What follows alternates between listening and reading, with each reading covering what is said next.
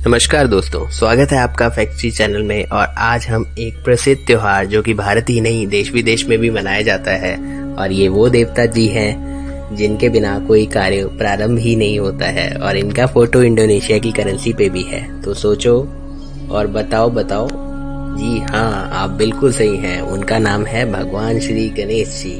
और आज हम जानने वाले हैं गणेश जी के जन्म दिवस के उपलक्ष्य में मनाए जाने वाला फेस्टिवल गणेश चतुर्थी के बारे में। तो बिना टाइम वेस्ट किए हुए चलिए शुरू करते हैं। बोलो गणपति बप्पा मोरया। गणेश चतुर्थी का इतिहास। तो दोस्तों, गणेश जी की उत्पत्ति स्वयं माँ पार्वती जी ने की थी, और इनके जन्म की वजह माँ पार्वती जी की सखियां जया और विजया थी। तो बात कुछ ऐसी है, जब माँ पार्वती स्नान हेतु स्नानगृह अपनी सखियों के संग जा रही थी, तब जया और विजया ने माँ पार्वती को कहा कि द्वार पे पहरे हेतु किसी को पहरेदार खड़ा करना होगा।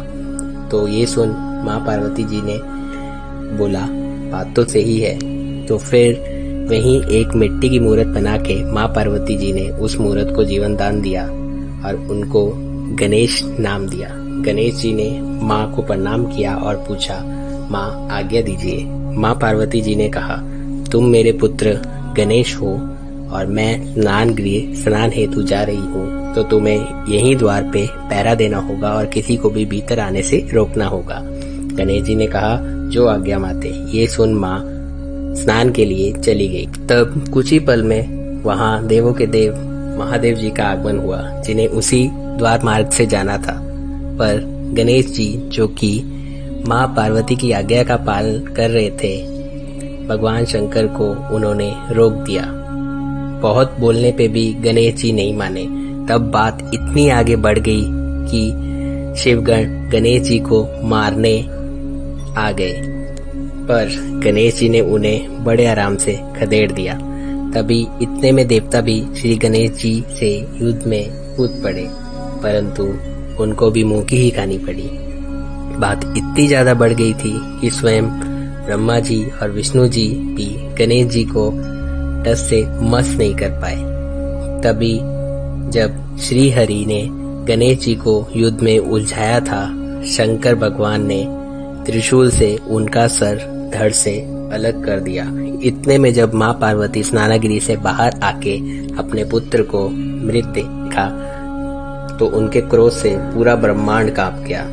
माँ के क्रोध को देख के तीनों लोगों में हाहाकार मच गया। ये सब देख के नारद जी ने कहा, हम सबको माँ उमा जी की आराधना करनी चाहिए। अभी वही स्वयं हमें इस त्रासदी से निकाल सकती हैं।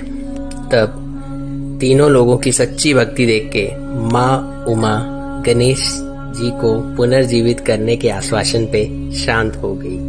तब महादेव जी ने सब गण देवताओं को आज्ञा दी, उत्तर दिशा में जीवित जीव के सर मिले तो उसको लेकर आओ। बहुत ढूंढने पे देवताओं को एक हाथी का सर मिला, जिसे लेके वो कैलाश पहुंच गए। तत्पश्चात उस सर को गणेश जी को लगा के पुनर्जीवित किया गया। गणेश जी के पुनर्जीवित होने के बाद भगवान शिव ने उन्हें आशीर्वाद दिया कि आज के बाद जब भी किसी भी प्रकार की पूजा की जाएगी, तो किसी अन्य देवता से पहले सबसे पहले तुम्हारी पूजा की जाएगी। तुम्हारी पूजा के बिना कोई भी कार्य संपन्न नहीं होगा।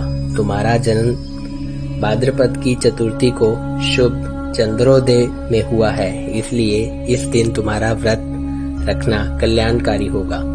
गणेश चतुर्थी का ये व्रत महिला और पुरुष दोनों के लिए ही लाभकारी होगा। तुम्हारा व्रत रख के मनुष्य जिस चीज की कामना करेगा, उसे वे अवश्य प्राप्त हो जाएगा।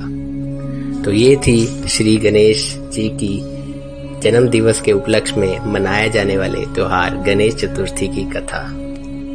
तो बोलो सारे गणपति बप्पा मोरया।